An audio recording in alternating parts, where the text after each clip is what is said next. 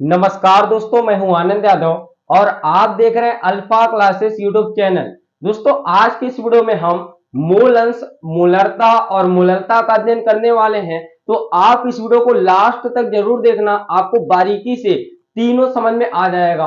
और दोस्तों, आपको पता है ये तीनों बोर्ड एग्जाम के लिए ज्यादा इंपॉर्टेंट होते हैं। तो चलिए सबसे पहले हम समझते हैं कि मूल अंश क्या होता है। ठीक है, तो यहां पर दोस्तों सबसे पहले हम क्या करेंगे, एक विलयन मान लेते हैं कि ये हमारे पास कोई विलयन है और इसमें हम दो लोगों को मिलाए हैं। मान लो एक ए है और दूसरा हमारे पास बी है। और दोस्तों अगर देखा जाए तो ये विलयन कैसा है, द्विअंगी। द्विअंगी विलयन का मतलब जिस विलयन में केवल दो घटक हो या जिस विलयन को बनाने में दो घटक भाग ले रहे हो उसको क्या कहा जाएगा, द्विअंगी विलयन। जैसे हम ए को बी में मिलाएं तो हमारा एक विलयन बना, तो उस विलयन को बनाने में कितने लोग भाग लिए, दो लोग, ए और बी। तो क्या कहलाएगा, द्विअंगी विलयन कहलाएगा। ठीक है, अब दोस्तों यहां पर हम मान लेते हैं कि ए क्या है, विलेय है और बी हमारा विलायक है, मान लेते हैं। आप कुछ भी मान सकते हो ना। ठीक है, तो यहां पर ए को हम विलेय मान लिए और बी को क्या मान लिए, विलायक मान लिए। अब दोस्तों एक चीज और मानते हैं, हम मान लेते हैं विलेय के मोल।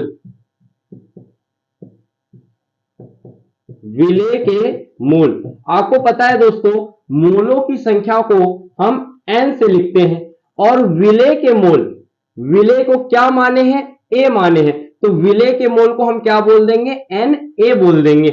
इसी तरह विलायक के मोल, विलायक के मोल इसको क्या मान लेते हैं, Nb मान लेते हैं। ठीक है, अब दोस्तों विलेय के मोल Na है, विलायक के मोल Nb है, तो विलयन के कुल मोल क्या हो जाएंगे, Na प्लस Nb। मतलब विलयन में दो ही लोग हैं, विलेय और विलायक। अगर विलेय के मोल Na है और विलायक के मोल Nb है तो इन दोनों से जो विलयन बनेगा उसका मोल इन दोनों को जोड़ करके आएगा। तो हम यहां पे लिख सकते हैं कि विलयन के कुल मोल क्या हो जाएंगे, Na प्लस Nb। ठीक है दोस्तों, यहां पर हम इन तीनों को भी मान लिए कि हमारे पास जो विलेय के मोल हैं वो Na है, विलायक के मोल Nb है और विलयन के कुल मोल Na प्लस Nb। अब दोस्तों यहां पर हम क्या करेंगे, सबसे पहले हम विलेय का मूलांश लिखेंगे। ठीक है, तो यहां पर हम लिखते हैं विलेय का मूलांश। तो दोस्तों मूल अंश को लिखते समय एक चीज हमेशा याद रखना कि जिसका मूल अंश लिख रहे हैं उसके मूल ऊपर आएंगे और कुल मूल नीचे आएंगे। अगर हम विलेय के मूल अंश लिख रहे हैं तो ऊपर आएगा विलेय के मूल, नीचे आएगा विलयन के कुल मूल। तो यहां पर हम विलेय का मूल अंश लिख रहे हैं तो ये क्या हो जाएगा, विलेय के मूल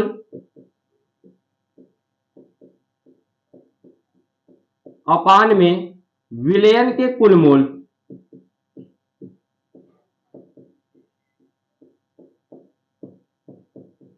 मतलब जिसका मूल अंश आप लिख रहे हो उसके मूल ऊपर, कुल मूल नीचे।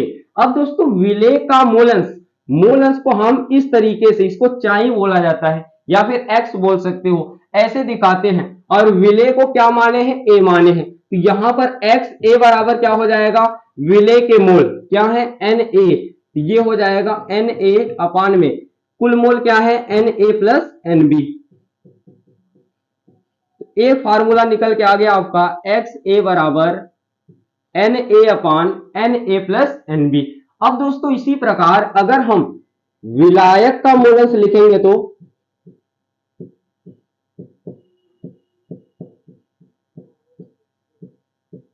अभी मैंने आपको क्या बताया कि जिसका मूल अंश आप लिख रहे हो उसके मूल ऊपर और कुल मूल नीचे।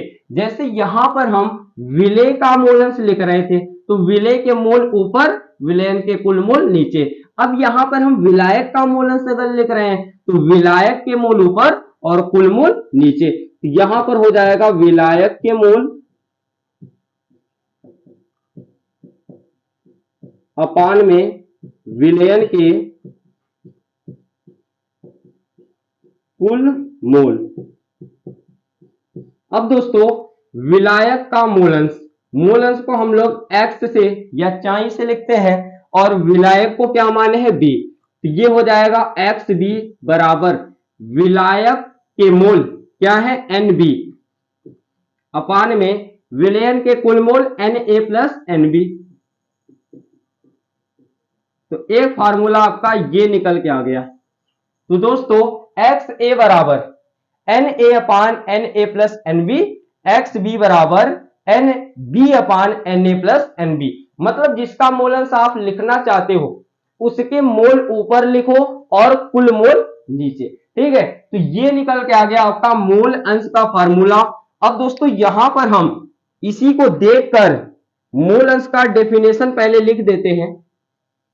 तो यहां पर हम मोल अंश का डेफिनेशन लिखेंगे, विलेय या विलायक में से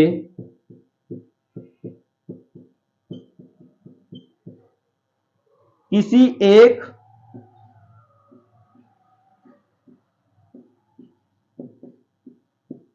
घटक के मोलों की संख्या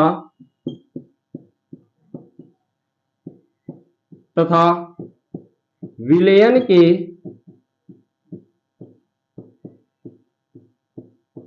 कुल घटकों के मोलों की संख्या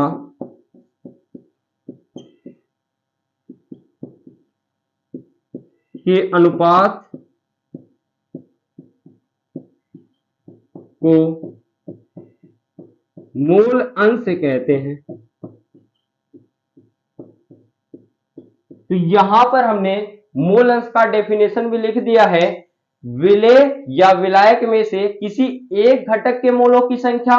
जैसे यहां पर विलेय का मूल अंश लिख रहे थे तो विलेय के मोल अपान विलयन के कुल मोल, विलायक का मूल अंश लिख रहे थे तो विलायक के मोल अपान विलयन के कुल मोल। मतलब ऊपर आप विलेय या विलायक में से किसी एक घटक के मोलों की संख्या आप ले सकते हो। वही यहाँ पे लिखा है, विलेय या विलायक में से किसी एक घटक के मोलों की संख्या तथा विलयन के कुल घटकों के मोलों की संख्या के अनुपात को मूल अंश कहते हैं। विलेय या विलायक में से किसी एक घटक के मोलों की संख्या या विलयन के कुल घटकों के मोलों की संख्या के अनुपात को क्या कहा जाता है?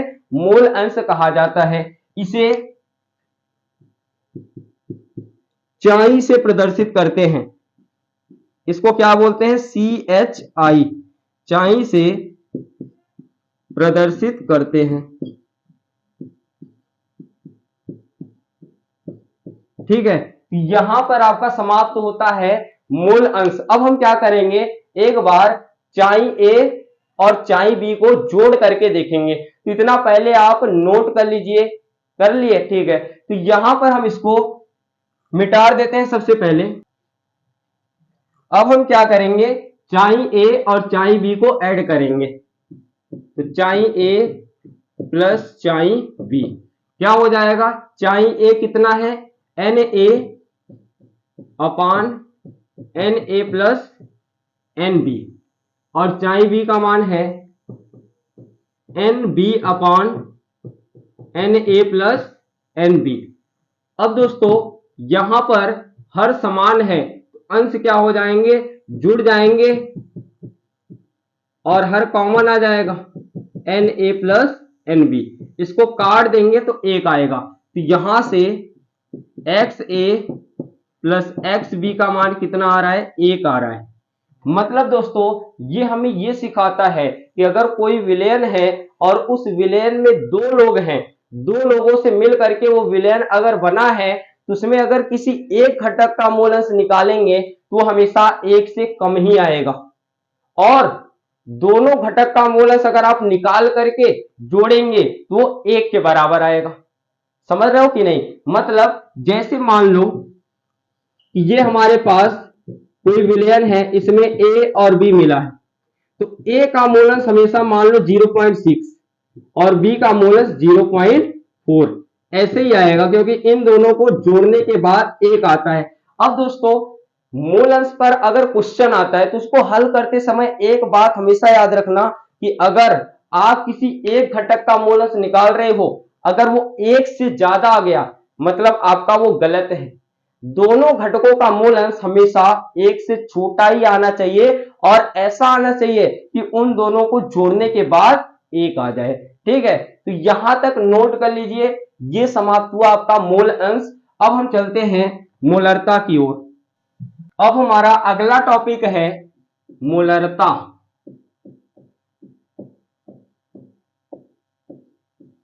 इसको हम लोग कैपिटल एम से प्रदर्शित करते हैं, कैपिटल एम, और कैपिटल एम को कहा जाता है मोलर। जैसे अगर कहीं पे 1 एम लिखा हो तो इसको पढ़ेंगे 1 मोलर, अगर 5 एम लिखा हो तो इसको 5 मोलर पढ़ा जाएगा, अगर 10 एम लिखा हो तो इसको हम लोग 10 मोलर पढ़ते हैं। अब हम समझते हैं कि 1 मोलर, 5 मोलर, 10 मोलर, इन सब का मतलब क्या होता है। तो दोस्तों अगर मोलरता 1 मोलर निकल के आती है तो वो हमें बताता है कि 1 मोल विलेय है 1 लीटर विलयन में। अगर मोलरता 5 मोलर निकल के आती है तो उसका मतलब होता है 5 मोल विलेय है 1 लीटर विलयन में। अगर मोलरता 10 मोलर निकल के आती है तो उसका मतलब होता है 10 मोल विलेय है 1 लीटर विलयन में। ठीक है, तो इस तरीके से मोलरता को पढ़ा जाता है। अब यहां से हम मोलरता की परिभाषा भी बना सकते हैं। जैसे अगर 1 मोलर लिखा है तो इसको पढ़ेंगे 1 मोल विलेय है 1 लीटर विलयन में। क्या इसको ऐसे नहीं पढ़ सकते कि किसी विलयन के 1 लीटर में उपस्थित विलेय के मोलों की संख्या किसके बराबर है? मोलरता के बराबर है। और दोस्तों 1 लीटर को क्या बोला जाता है? एकांक आयतन बोला जाता है। इसको हम लोग ऐसे भी बोल सकते हैं कि किसी विलयन के एकांक आयतन में उपस्थित विलेय के मोलों की संख्या किसके बराबर है? मोलरता के बराबर है। यहां पर भी किसी विलयन के एकांक आयतन में उपस्थित विलेय के मोलों की संख्या किसके बराबर है? मोलरता के बराबर है। किसी विलयन के एकांक आयतन में उपस्थित, एकांक आयतन का मतलब 1 लीटर विलेय के मोलों की संख्या किसके बराबर है? मोलरता के बराबर है। तो यहां से हम इसका डेफिनेशन भी लिख देते हैं। क्या हो जाएगा? किसी विलयन के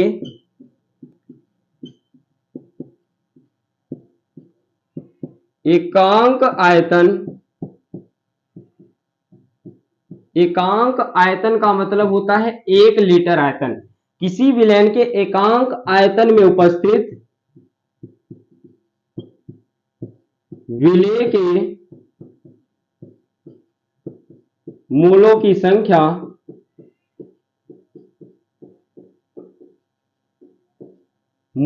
संख्या उस विलयन की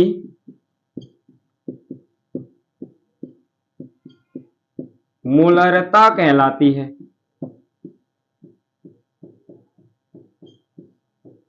ठीक है, तो ये हो जाएगा मोलरता की परिभाषा।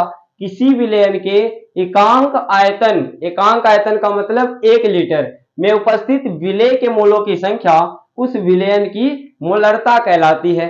अब दोस्तों हम इसका फार्मूला बनाते हैं। तो दोस्तों यहां पर आप देख सकते हो 1 लीटर विलयन का मतलब ये विलयन का आयतन दे रखा है और 10 मोल विलेय, ये क्या है? ये विलेय के मोलों की संख्या है। मतलब ऐसे समझ सकते हो कि पूरे विलयन के आयतन में विलेय के जितने मोल हैं वही किसके बराबर है? मोलरता के बराबर है। पूरे विलयन के आयतन में विलेय के जितने मोल हैं वही किसके बराबर है? मोलरता के बराबर है। तो यहां पर हम लिख सकते हैं पूरे विलयन के आयतन में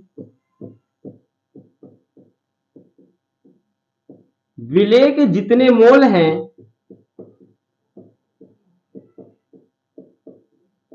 वही किसके बराबर है, मोलरता के बराबर है। अगर विलयन का आयतन लीटर में दिया हो तो ये वाला फार्मूला लगाएंगे, अगर विलयन का आयतन मिलीलीटर में दिया हो तो इस पूरे फार्मूले में 1000 से गुणा करा देंगे, तब क्या हो जाएगा, विलेय के मोल बटे विलयन का आयतन। अगर मिलीलीटर में दिया हो तो क्या करेंगे, 1000 से गुणा करा देंगे। तो ये हो गई मोलरता की फार्मूला। अब दोस्तों यहां से हम इसका मात्रक लिख सकते हैं। मात्रक क्या हो जाएगा, विलेय के मोल, मोल का मतलब सीधा मोल ही लिखते हैं, आयतन लीटर, तो यहां से मोलरता का मात्रक क्या हो जाएगा, मोल प्रति लीटर। तो ये खत्म हुआ आपका मोलरता, इतना नोट कर लीजिए। उसके बाद हम समझते हैं मोलरता को। नोट कर लिए, चलिए इसको भी हम इरेज कर देते हैं। अब हमारा अगला टॉपिक है मोलरता। इसको हम लोग स्मॉल एम से लिखते हैं और स्मॉल एम को क्या कहा जाता है, मोलल। कैपिटल एम होता है मोलरता के लिए और उसको मोलर पढ़ते हैं। स्मॉल एम होता है मोलरता के लिए और इसको मोलल पढ़ा जाता है। अब दोस्तों मान लीजिए किसी क्वेश्चन को सॉल्व करने के बाद मोलरता 1 मोलल निकल के आई। 1 एम का मतलब क्या होता है, 1 मोलल। 5 एम का मतलब 5 मोलल। 10 एम का मतलब 10 मोलल। तो 1 मोलल का मतलब क्या हो जाएगा, 1 मोल विलेय है 1 केजी विलायक में। यहां पर थोड़ा सा चेंज हो जाएगा, वहां पर क्या होता था, 1 मोल विलेय है 1 लीटर विलयन में। यहां पर क्या हो जाएगा, 1 मोल विलेय है 1 लीटर की जगह 1 केजी हो जाएगा और विलयन की जगह विलायक आ जाएगा। तो यहां पर 5 मोलल का मतलब क्या हो जाएगा, 5 मोल विलेय है 1 केजी विलायक में और 10 मोलल का मतलब क्या हो जाएगा, 10 मोल विलेय है 1 केजी विलायक में। ठीक है, तो इस तरीके से मोललता को पढ़ा जाता है। तो यहां पर 2 मिनट का समय दीजिए, हम मार्कर में इंक को डाल देते हैं थोड़ा सा।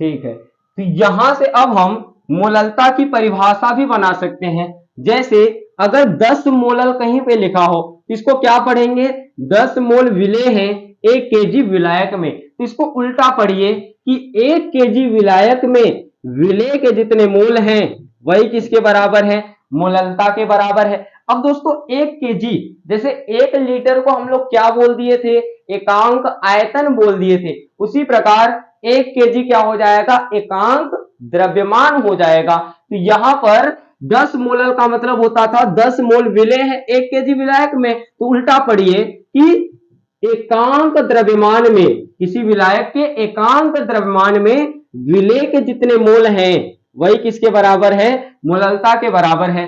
किसी विलायक के एकांक द्रव्यमान में विलेय के जितने मोल हैं वही किसके बराबर है, मोललता के बराबर है। किसी विलायक के एकांक द्रव्यमान में विलेय के जितने मोल हैं किसके बराबर है, मोललता के बराबर है। तो यहां से बन जाती है मोललता की परिभाषा।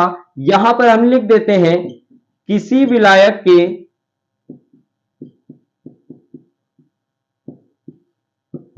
एकांक द्रव्यमान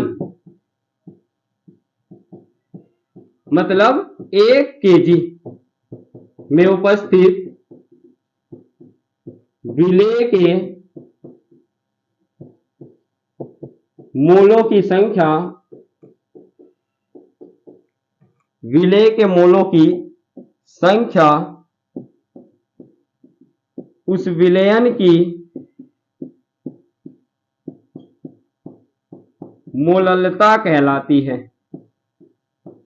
अब कई लोग इससे कंफ्यूज हो जाएंगे कि यहां पर किसी विलायक का एकांक द्रव्यमान ले रहे हैं तो विलायक की मोललता आएगी कि विलयन की, क्योंकि दोस्तों सीधा सीधा समझती है, मोललता क्या है, एक सांद्रता है, सांद्रता का पद है, वो सांद्रता को बताएगा।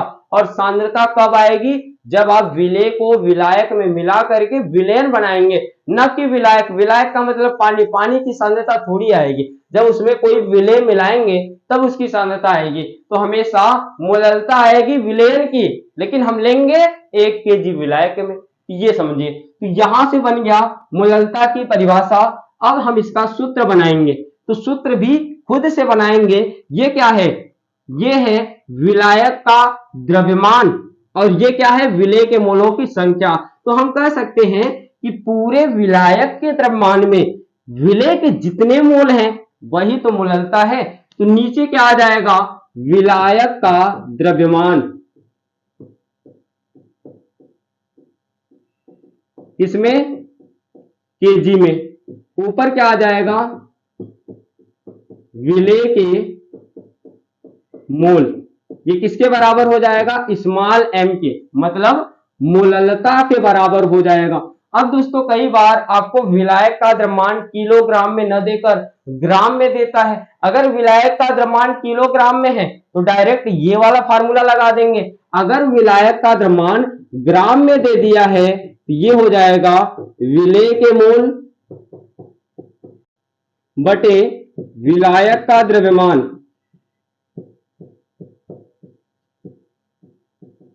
अगर ग्राम में दे दिया तो क्या कर देंगे, 1000 से गुणा करा देंगे। तो ये वाला फार्मूला आपको तब लगाना है जब विलायक का द्रव्यमान ग्राम में दिया हो, और ये फार्मूला तब लगाना है जब विलायक का द्रव्यमान किलोग्राम में दिया हो। अब यहां से आप मोललता का भी मात्रक निकाल सकते हैं। क्या हो जाएगा, ऊपर आएगा मोल पर लीटर की जगह क्या हो जाएगा, केजी। तो ये क्या हो गया, मोललता का मात्रक। तो दोस्तों हम यहां पर आपको मोल अंश, मोलरता और मोललता क्या होती है एकदम बारीकी से समझा दिए। तो नोट कर लीजिए इतना, फिर मिलते हैं अगले वीडियो में। अगला वीडियो जरूर देखना इस चैप्टर का, उसमें हम हेनरी के नियम को डिस्कस कर रहे होंगे।